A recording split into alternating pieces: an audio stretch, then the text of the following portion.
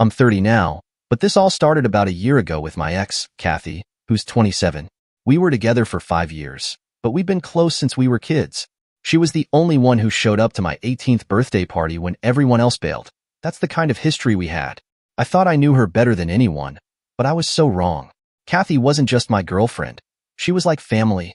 She was there for me through a lot. Like when I lost my job a few years ago, she was my biggest cheerleader. And when my dad was in the hospital, she stepped up to help my mom while I was stuck working overtime. We even started talking about building a future together, getting married, having kids, all of that. I thought we were on the same page, but then, out of nowhere, I get this random Instagram message from a girl named Lisa. At first, I thought it was spam, like one of those fake accounts trying to sell something, but when I read it, I felt sick. Lisa said she had proof that Kathy was cheating on me. At first, I didn't believe it. I mean, Kathy cheating? It just didn't add up. But then Lisa started sharing details that were too specific to ignore. She claimed Kathy had been seeing some guy named Roger for a while, and had even told him she was pregnant. That caught me completely off guard. Kathy hadn't said a word to me about being pregnant, and that just didn't add up. The whole thing felt off. Who was Lisa, and why was she telling me this? I asked her straight out, "How do you know Kathy, and why are you getting involved in this?" Lisa replied that she wasn't a close friend of Kathy's, just someone who knew the truth. That didn't sit well with me.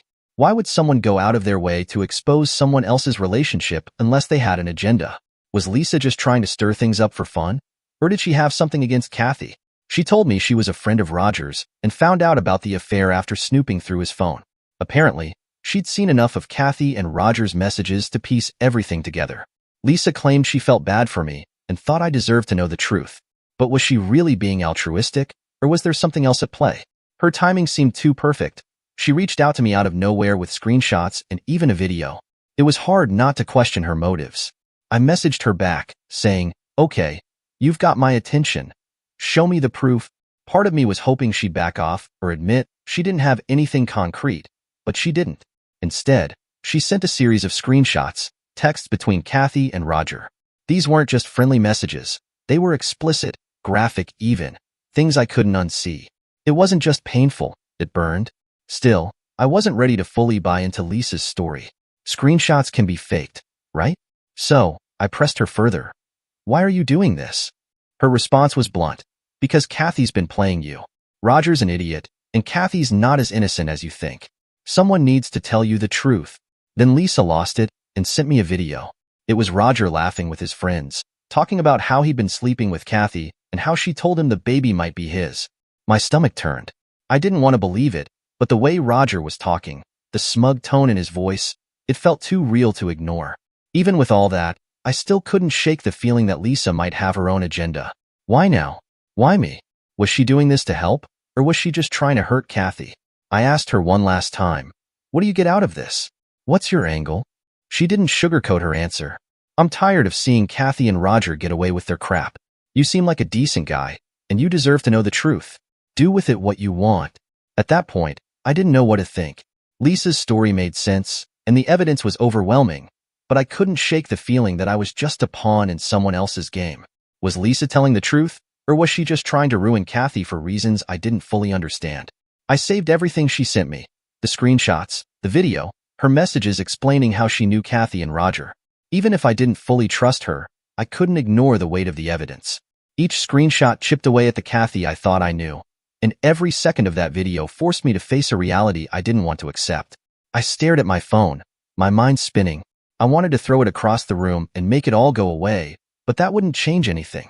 I kept scrolling through the messages, hoping for something, anything, that would make sense of it all, but nothing did. The Kathy I thought I knew, the one who'd been my partner and my safe place, wasn't real. She'd been lying to me, sneaking around with Roger while pretending we were building a future together. And Lisa, whoever she really was, had exposed it all. Whether she was a friend, an enemy, or just someone trying to stir things up, I couldn't ignore what she'd shown me. It didn't make the betrayal hurt any less, but at least now I knew the truth, or at least, I thought I did.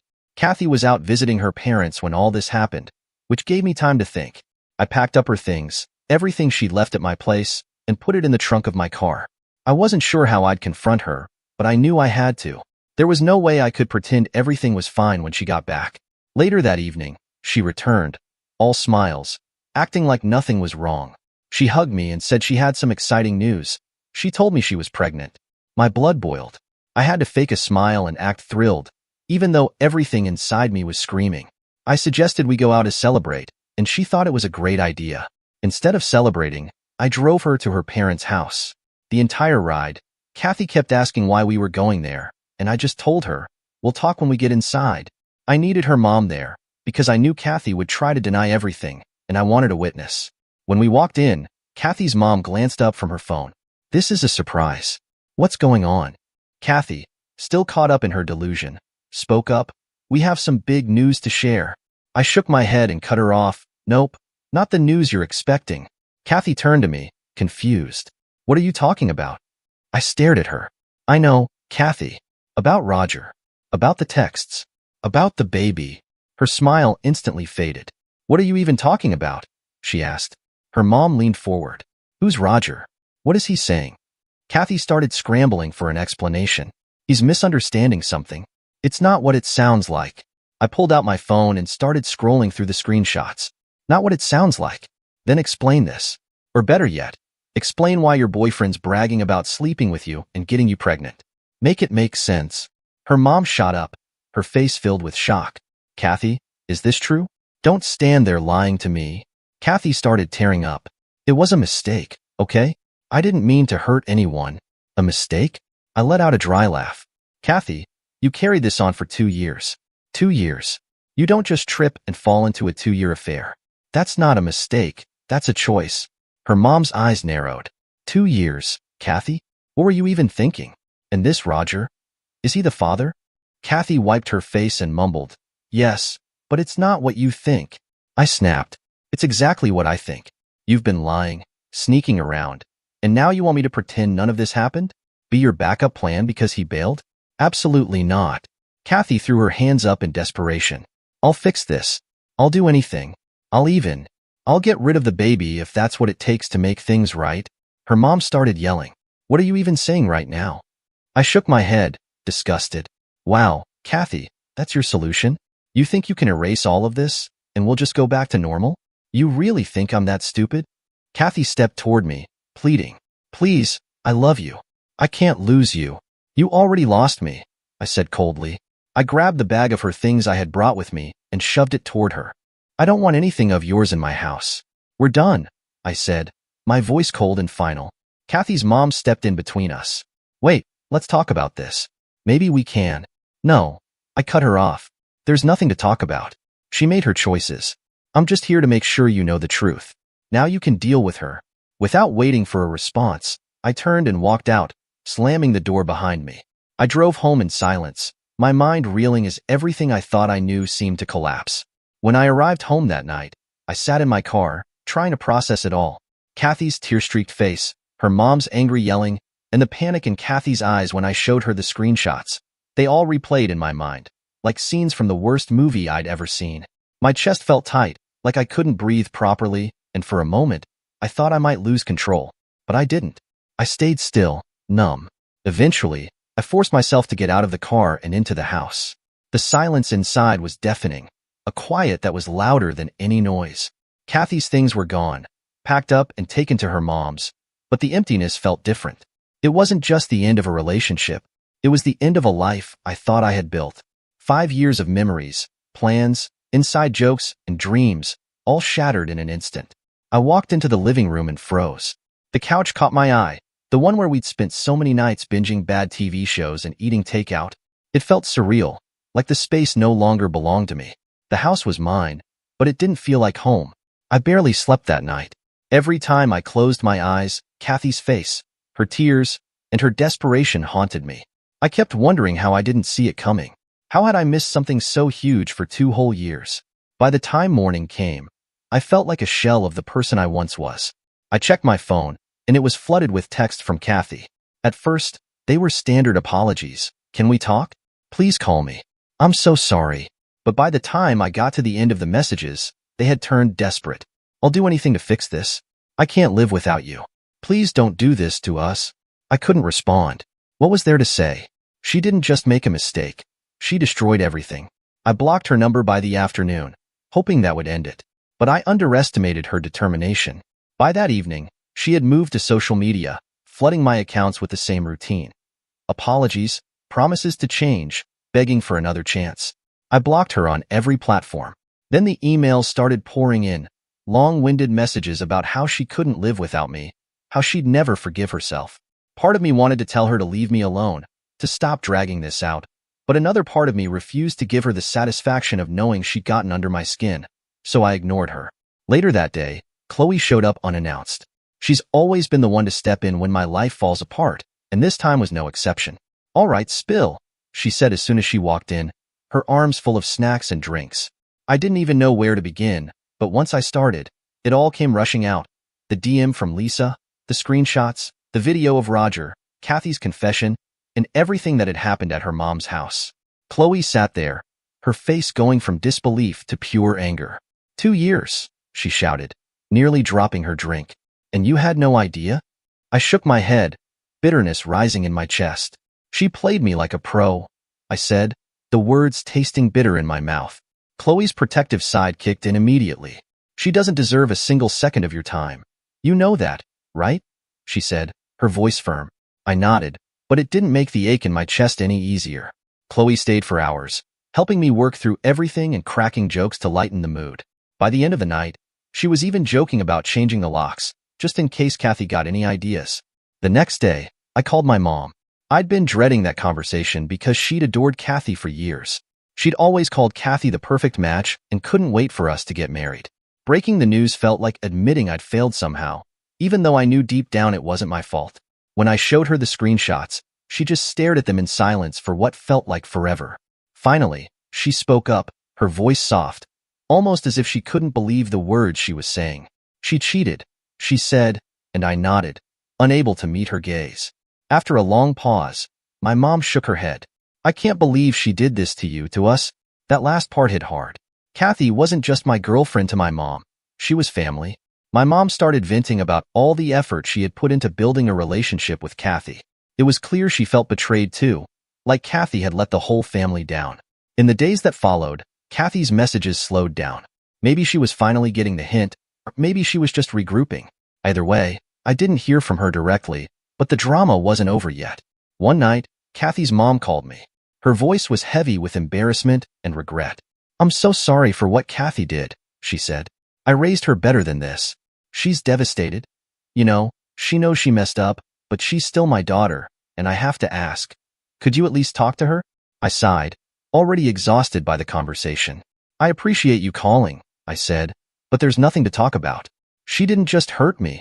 She destroyed everything we had. I can't come back from that." Her mom sounded defeated. "I understand," she said softly, though I could tell she was disappointed. After we hung up, I felt a mix of relief and frustration. Relief that I'd stood my ground, and frustration that the people around Kathy still thought there was a way to fix things. There wasn't. She had made her choices, and now she had to live with them. Breaking up with Kathy was tough, but the hardest part was finding out that some of my so-called friends had known about the affair and didn't tell me. They had been sitting in the front row to my betrayal and chose to stay silent. It wasn't just Kathy who had stabbed me in the back. It felt like a whole group of people I trusted had turned against me. I discovered this bit by bit after the breakup. One friend, Sam, slipped up during a conversation a few weeks later. He casually mentioned how he'd always thought Kathy and Roger had too much chemistry. Too much chemistry? What the hell does that even mean? I pressed him, and it turned out he had seen them getting a little too cozy at a party months before I found out. "You didn't think to tell me?" I asked, my voice sharp. "I didn't know for sure," he stammered. "I didn't want to stir up drama if it was nothing." I didn't buy that excuse. If the roles had been reversed, I would have told him in a heartbeat. It felt like everyone had decided I wasn't worth the honesty. It wasn't just Sam either. Several mutual friends admitted they'd heard rumors but didn't think it was their place to get involved. Their silence felt like another layer of betrayal. If that random girl hadn't messaged me out of the blue, I'd probably still be raising a kid that wasn't mine, thinking I was some stand-up dad while Kathy kept sneaking around with her side guy. Fast forward a year, and I was finally starting to move on. I was beginning to feel like myself again, hanging out with friends who actually cared about me, focusing on work, and even dipping my toes back into dating. Life wasn't perfect, but it was stable, and I was okay with that. Then, out of nowhere, Kathy messaged me. The first time was just a simple, "Hey, can we talk?" I didn't even open it. I blocked her immediately. Whatever she had to say, I didn't need to hear it. A few days later, though, she showed up at my door. I saw her through the doorbell camera before she even rang the bell. I won't lie, she looked awful, a far cry from the Kathy I used to know. She was a mess, and part of me almost didn't recognize her. I didn't open the door. I didn't even step outside. I spoke to her through the camera. "What do you want, Kathy?" I asked, trying to keep my voice steady. She looked directly at the camera, her eyes welling up. "I just need to talk to you," she said, her voice cracking. "Please let me in," she pleaded, her voice trembling. "No," I replied flatly. "You've got no business being here. Say what you need to say and then leave." She started crying, which, I'll admit, made me feel a bit uncomfortable. Then she told me that Roger had ghosted her. Apparently, he vanished shortly after their child was born, leaving her to handle everything alone. To make matters worse, her parents had kicked her out, saying they were tired of cleaning up her messes. "I don't know where else to go," she sobbed. "I thought maybe you could help me." That was it. Any pity I had for her vanished instantly. "Help you?" I repeated, my voice thick with disbelief. "You want me to help you take care of the kid you had with the guy you cheated on me with? Are you serious right now?" "Please," she begged. "I don't have anyone else." I stared at her through the camera, struggling to process the sheer audacity of what she was asking. This was the same woman who lied to my face, betrayed me for 2 years, and now expected me to fix her life like nothing ever happened. "Kathy," I said, my voice cold, "you made your choices. You chose Roger. You chose to lie, and now you're dealing with the consequences. That's not my problem. It hasn't been my problem since the day I packed your things and drove you to your mom's." She cried harder, but I wasn't moved. "You need to leave," I said firmly, "and don't come back. Don't message me. Don't call me. As far as I'm concerned, you don't exist anymore." For a moment, she just stood there, staring at the camera, like she was waiting for me to change my mind. When I didn't, she finally walked away, still sobbing. After she left, I sat down on the couch, my mind racing. Part of me felt guilty for being so harsh, but another part of me thought it wasn't harsh enough. What did she think was going to happen? That I'd open the door, hug her, and agree to play dad to Roger's kid? The audacity was unbelievable. Over the next few days, I kept expecting Kathy to show up again, or send someone else to beg for my help, but she didn't. Instead, I started receiving messages from her friends. One read, "Kathy's struggling, and you won't even help her?" Another one said, "You're really just going to abandon her after everything you two had?" I ignored them at first, but they kept coming, each message trying to guilt-trip me into taking her back. They called me heartless, selfish, and threw every insult they could think of. Some of them even dragged up our past, claiming I owed it to her because of all the years we'd spent together. But here's the thing, Kathy wasn't just someone I dated for 5 years. She was the person who betrayed me in the worst possible way. She didn't just hurt me. She shattered my trust and made me question everyone around me. I didn't owe her anything, and I wasn't going to let anyone make me feel otherwise. By the end of the week, I had blocked every one of her friends who messaged me. I didn't have the energy to argue with people who clearly didn't care about what I'd been through. If they wanted to support Kathy, that was their choice, but I wasn't going to be a part of it. That chapter of my life was over, and no amount of guilt-tripping was going to pull me back into it. But Kathy didn't stop. Neither did her friends. After she showed up at my door and I shut her down, it was like a switch flipped. They doubled down, flooding my socials with messages. They called me names, threw guilt trips at me, and tried everything to break me down. One message said, "You're such a coward for leaving Kathy when she needs you the most." Another one said, "You're less of a man for not stepping up." The entitlement in their words was mind-blowing. Some of Kathy's friends even started leaving nasty comments on my work profile, where I'd shared some professional achievements. That was the breaking point for me. I started documenting everything, screenshots of messages, voice recordings of phone calls, even the fake accounts they were using to harass me. It was exhausting, but I had a feeling things were going to get worse before they got better, and I wanted to be prepared. And I was right. Kathy found a way to complicate my life even further. One day, while I was sitting at my desk at work, I got a call from an unknown number. Normally, I would have let it go to voicemail, but something told me to answer. On the other end was a man who introduced himself as Kathy's lawyer. I froze for a moment. Kathy's lawyer? What could she possibly want now? I asked him to get to the point. He said Kathy wanted to discuss a child support agreement. My jaw nearly hit the floor. Child support? For a kid that isn't even mine? I told him flat out that there had to be some mistake. I'm not the father of that child, and Kathy knows it. The lawyer paused, probably surprised by my directness. He asked if I'd be willing to meet to sort things out. I wasn't thrilled about it, but I figured it was better to handle this head-on rather than let it drag on. So, I took the afternoon off and agreed to meet him at his office. When I arrived, he greeted me politely, but it was clear he didn't fully understand the situation. He started with the usual lawyer spiel about responsibility, how Kathy was struggling as a single mother, and how stepping up would mean a lot for everyone involved. I let him talk for a while, but when he finally gave me the chance to respond, I didn't hold back. "Let me stop you right there," I said, pulling out the folder I'd brought with me. Inside were all the receipts, screenshots of Kathy's messages with Roger, the video of Roger bragging about sleeping with her, and copies of every harassment message I'd received from her and her friends. I laid them out on the table, one by one. "This is the truth," I said, looking him dead in the eye. "Kathy cheated on me for 2 years with Roger. She got pregnant with his child and tried to lie about it being mine. When I left, she and her friends harassed me for months. I've got the proof right here."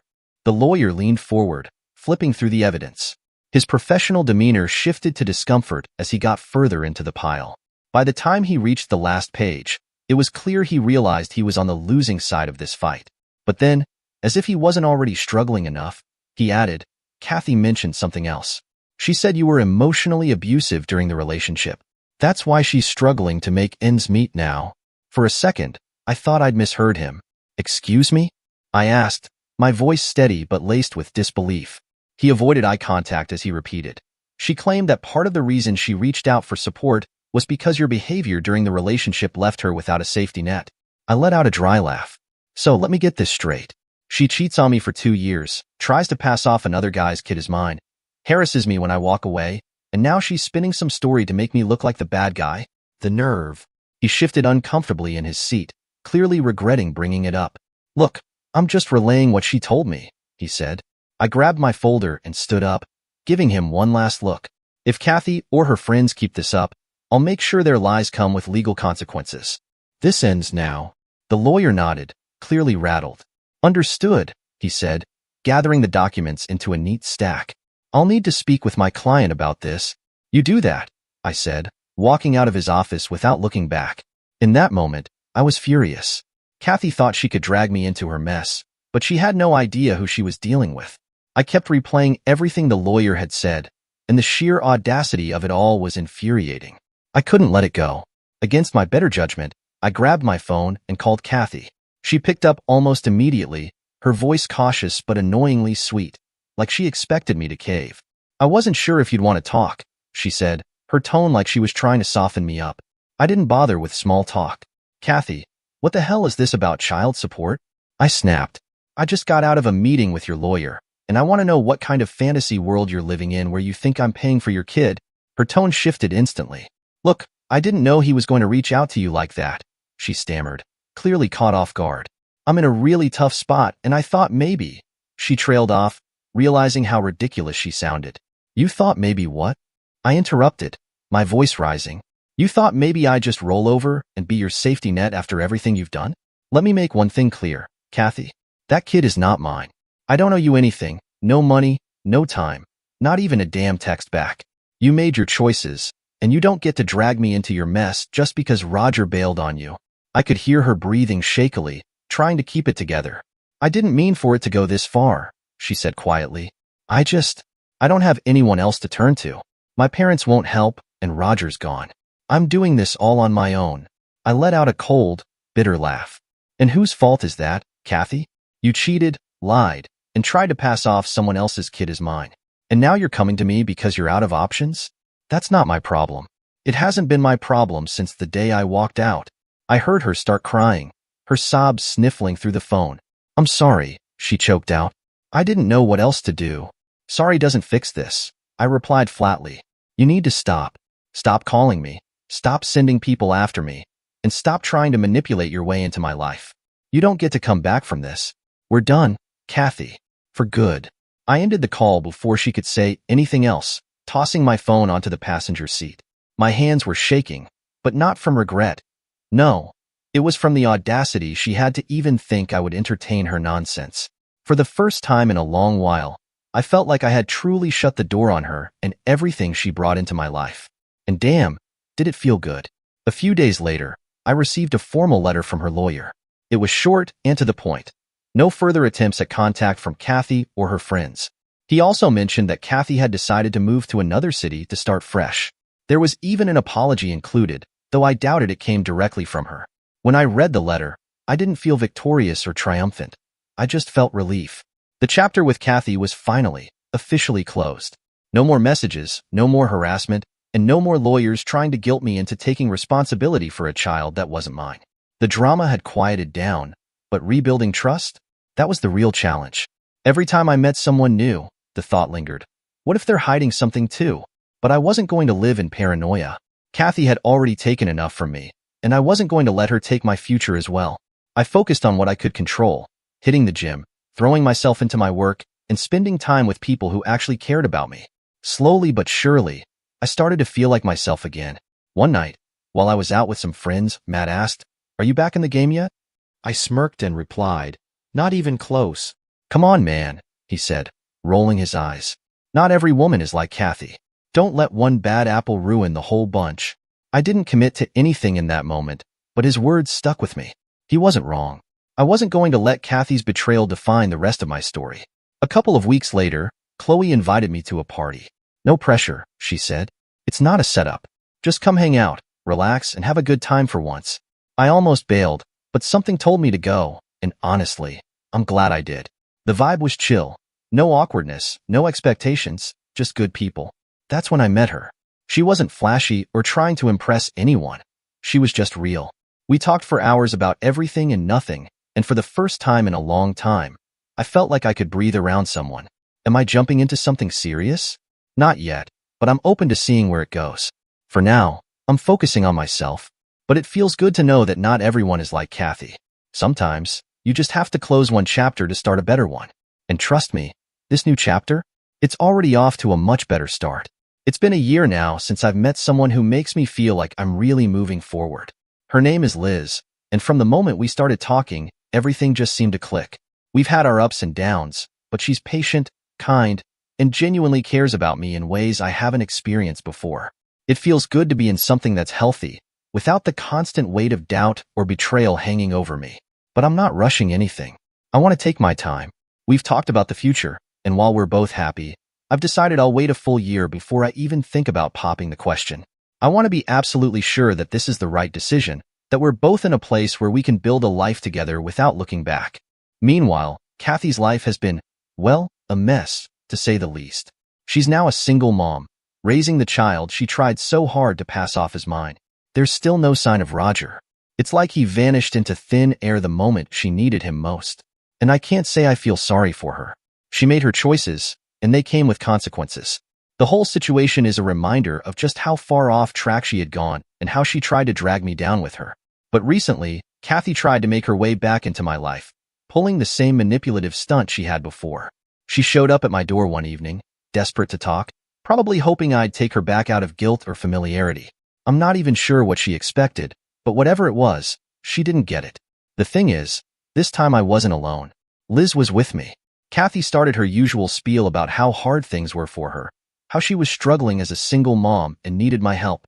But before I could even respond, Liz stepped in. I can still hear her words clearly.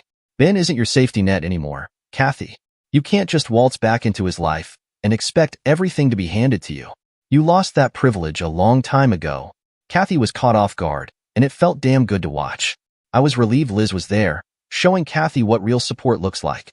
Something Kathy could never understand.